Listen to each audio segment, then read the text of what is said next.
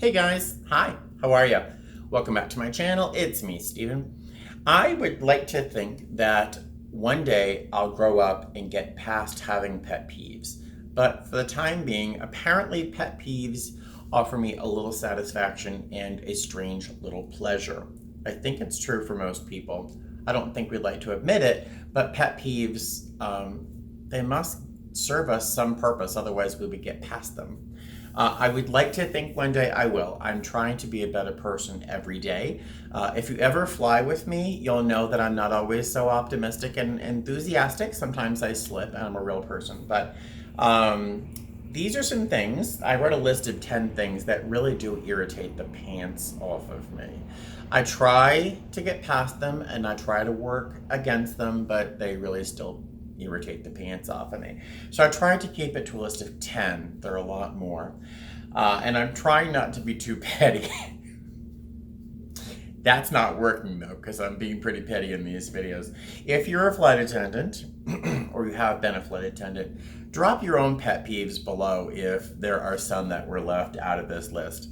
And we'll try to work against them together, shall we? All right, these are in no particular order. But the first I wrote down is not returning a smile or saying hello.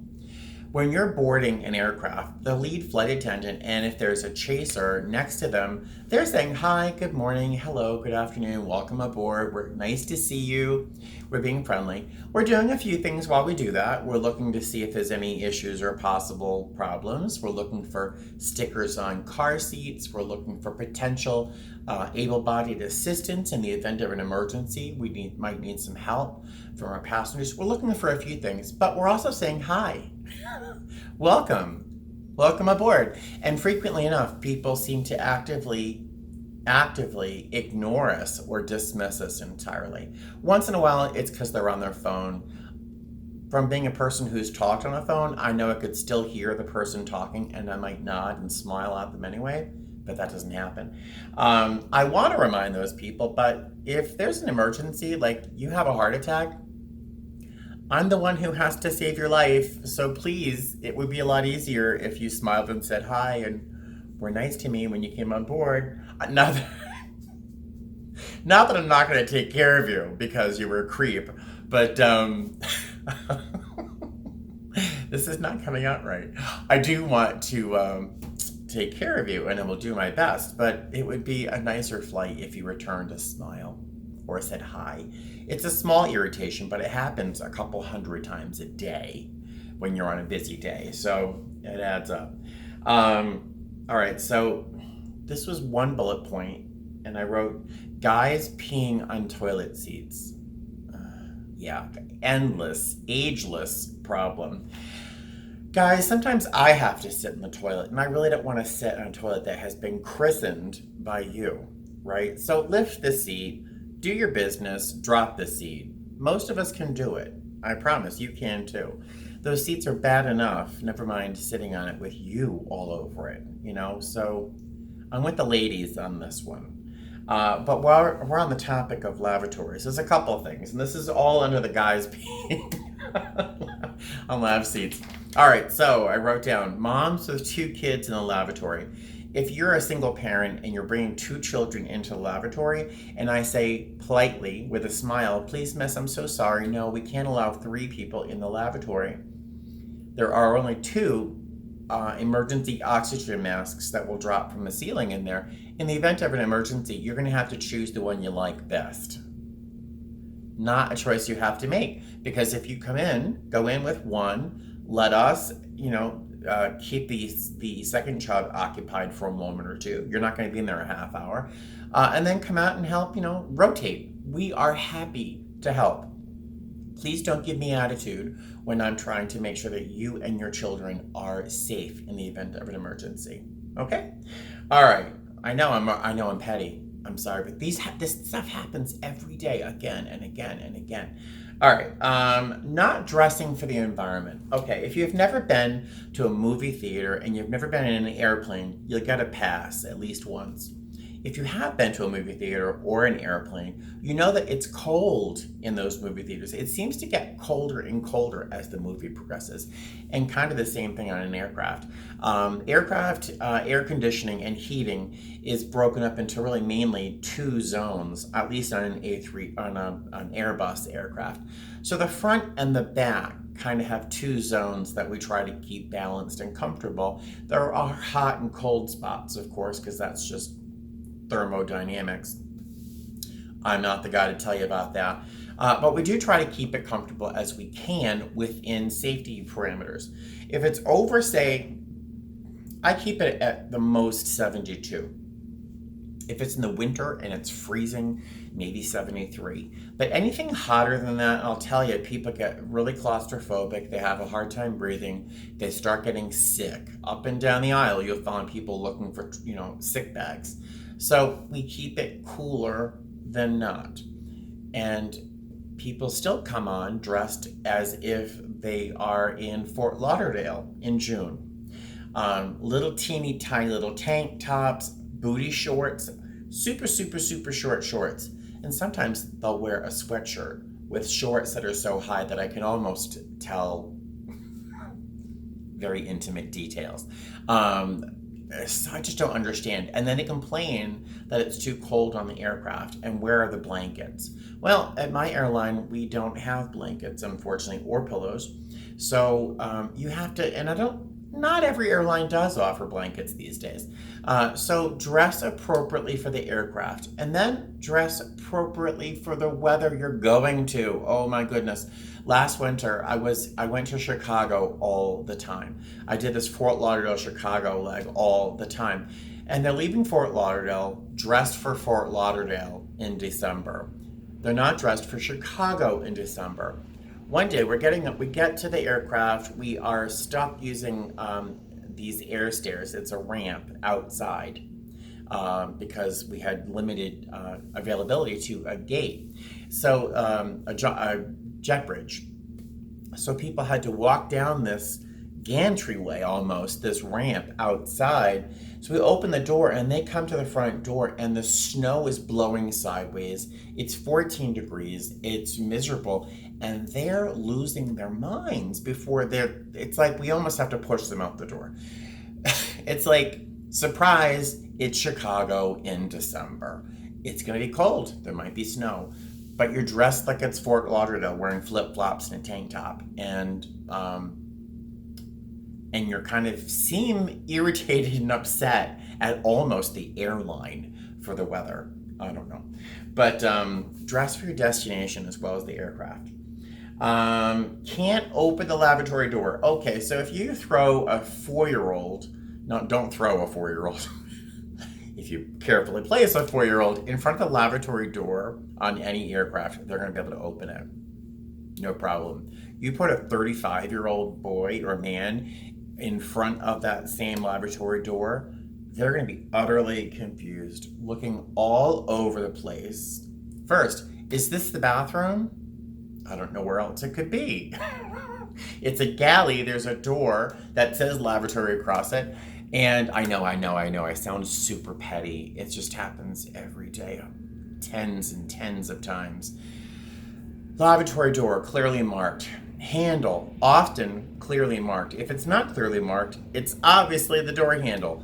It's not the ashtray, and sometimes people even try to claw their way using the sign, the occupied or vacant sign. They'll put their fingernails in there and try and pull the door from the sign, but they won't try the door handle, or they'll touch it, but it can't be the right thing. So chances are on an aircraft, the handle's going to be on your right-hand side, about 1 meter up from the ground.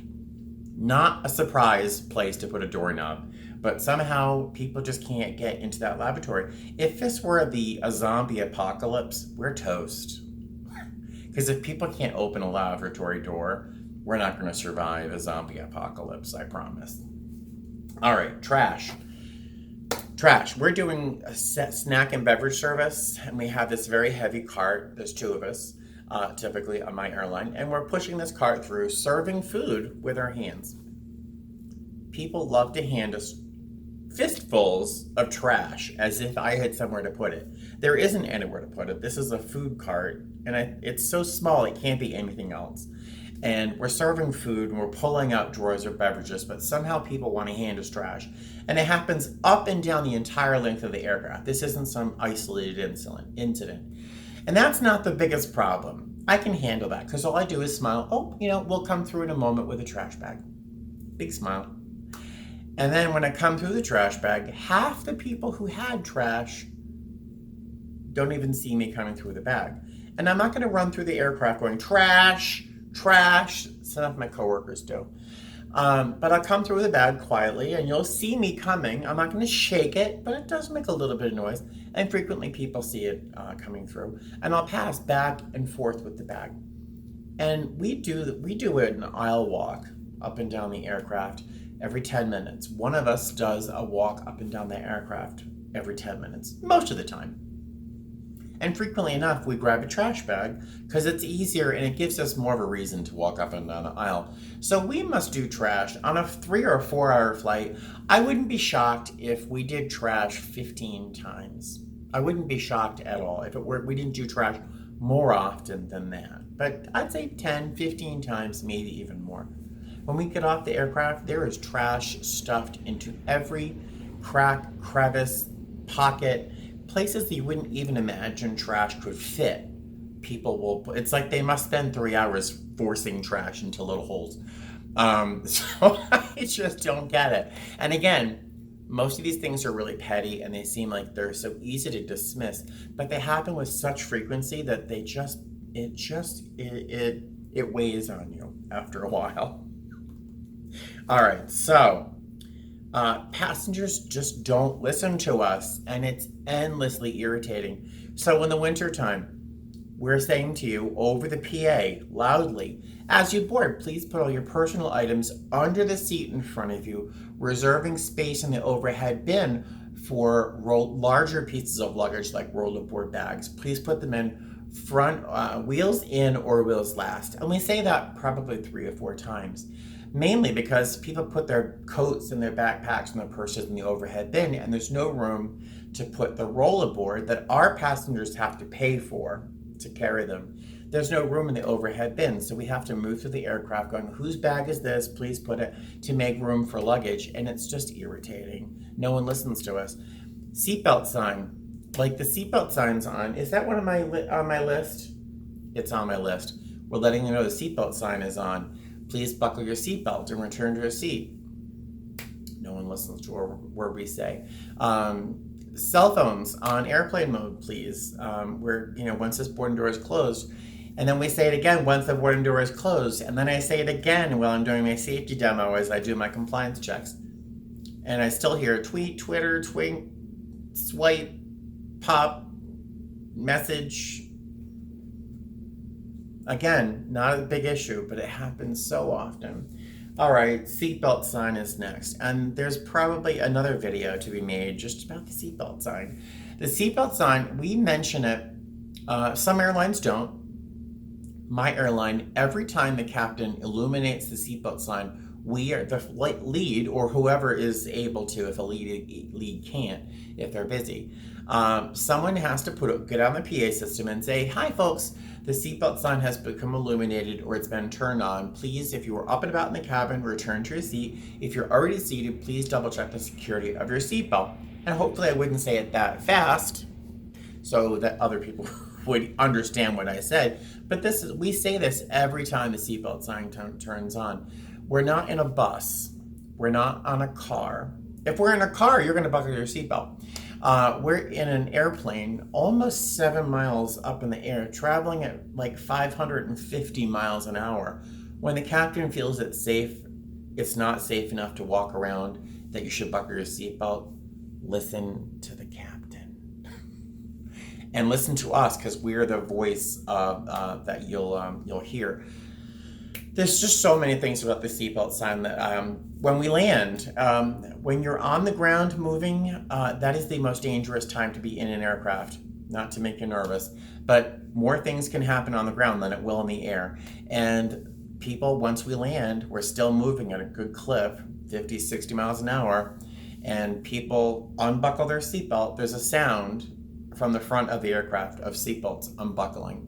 And I get on the PA system, and because I'm friendly and loving, and I say, "Hi, folks.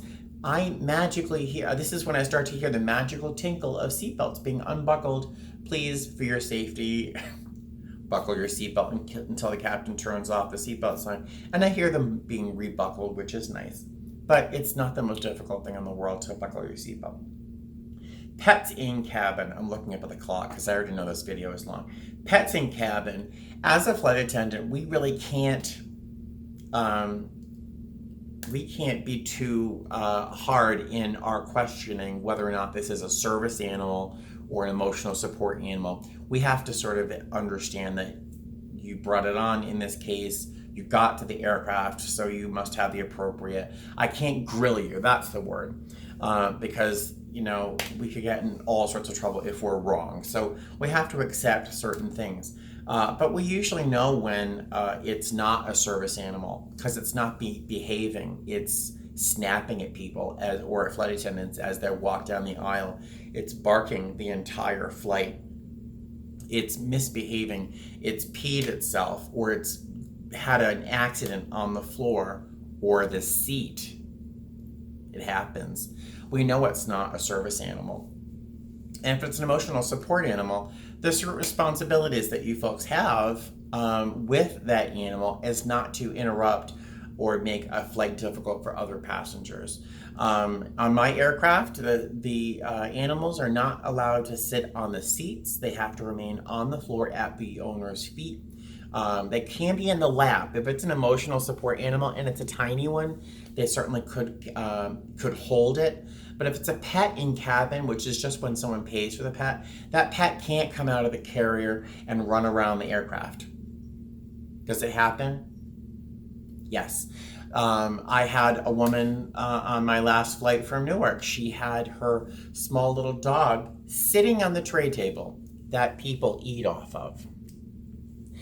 She had it sitting on the tray table, and I had to ask her twice. My coworker had to ask her once for her to stop doing it. Otherwise, I don't even know. She kept putting it on the tray table. And when it wasn't on the tray table, it was on the seat next to her. Not possible. And people just don't seem to listen to us when it comes to these things. It's for everyone's safety, including your pet. So there could be another video about pets in cabin versus emotional support animals versus service animals. There are three very, very different things. Oh my goodness. Flying from Newark to Vegas yesterday. It was in the gate next to us, so it wasn't going to be on our flight, but there was a pet carrier and a bird, a small household bird, which apparently is allowed. And it was beep, beep, beep, beep, chirp, chirp, chirp, chirp, chirping like crazy. And I was just praying this person wasn't getting on our flight. They didn't.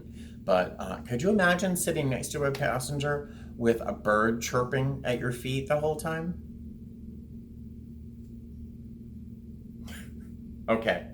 All right. So the last one on my list here is when passengers complain about how long the flight is. So the flight from Newark to Vegas was 5 hours and 4 minutes. And we actually arrived probably 20 minutes early, which is nice, right? But, about an hour into a flight, hour and a half into a flight, people started asking me, like, how much longer is this? Like, kids, are we there yet? And nope, I'm so sorry. We have, I'd say we have 2 hours and 45 minutes left, And, I can't believe this. This airline, as if the laws of physics were going to change because you were on Southwest or Delta. The flights, we are bound to the rules of physics. So a flight can take 5 hours. It might take, I want to say from Boston, I was non-revving from Boston to Las Vegas. It was 6 hours. It was a good solid 6 hours. And it was long. I understand that time feels different when you're in an aircraft. Especially when there's a baby crying like a wounded dolphin. I won't go into children because that's another video. But it's a long flight. I was non-revving. I was trying to sleep. I understand. But I'll tell you, it's better than driving. I'll tell you.